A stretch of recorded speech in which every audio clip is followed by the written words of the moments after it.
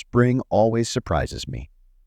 As soon as the snow melts and a warm breeze begins to fill the sunny streets, I want to explore the city, enjoy the music, have an ice cream, and a leisurely smoke on a bench. I long to stumble upon a lively group with a guitar singing songs and join them. Today I had the same wish, but things didn't go as planned. I forgot my headphones at home. The ice cream was unpalatable, and to top it all off, the benches were occupied by elderly people. Besides, I was hungry for something more love and affection, especially since my husband had already been in prison for 2 years. It was a difficult situation for me as a woman. Despite this, I had to move forward and seek temporary solace elsewhere. Chasing away the negative thoughts, I lit a cigarette and slowed my step.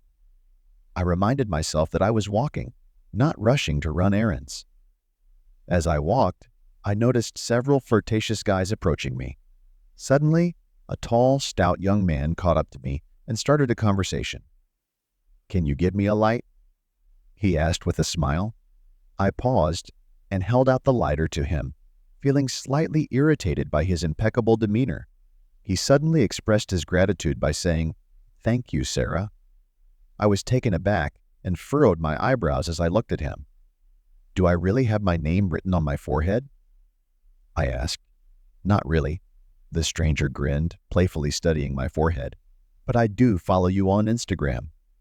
Your account is very engaging, filled with emotion and experiences." I breathed a sigh of relief and smiled, thanking him. "May I walk you out?" "My name is Michael, by the way," he offered. "Okay, Michael," I replied uncertainly. As we walked and chatted, we quickly bonded like old friends. Soon we were sitting on a bench, sipping coffee and admiring the sunset. I was actually heading over to a friend's house for a party. "Would you like to join me?" Michael invited me. I wouldn't say no. I readily agreed. He really was a handsome man who was a pleasure to look at. Arriving to meet his friends, Michael politely ushered me inside. As he whispered persuasively in my ear, I felt a light stubble on my skin. "Don't worry, they're friendly," he assured me before introducing me to everyone present. The atmosphere was warm and inviting as we drank and told each other stories. When Michael put his arm around me, it was soothing and romantic. I dozed off on his shoulder, but only woke up when he carried me into the house. He walked me to the second floor and gently laid me on the spacious bed and covered me with a cozy blanket.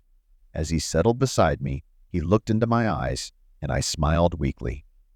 My relaxed body felt invigorated, as if spring had sprung in me. Meeting his gaze, I widened my eyes in anticipation. Sensing my movement, he moved closer and kissed me gently. I reciprocated, and together we fell into a passionate haze that enveloped us until dawn. It was a whirlwind of ecstasy, the most incredible experience I had encountered in recent memory. However, the reality remained that I was married and my husband was incarcerated. After a passionate night, I quietly left, leaving my contact number on the table in case he wanted to get in touch with me. And indeed, he did call, visited me, and spent the night with me. Everything seemed perfect, except that I had yet to disclose my marital status and the fact that my husband was in prison. Fear of his reaction kept me from telling the truth.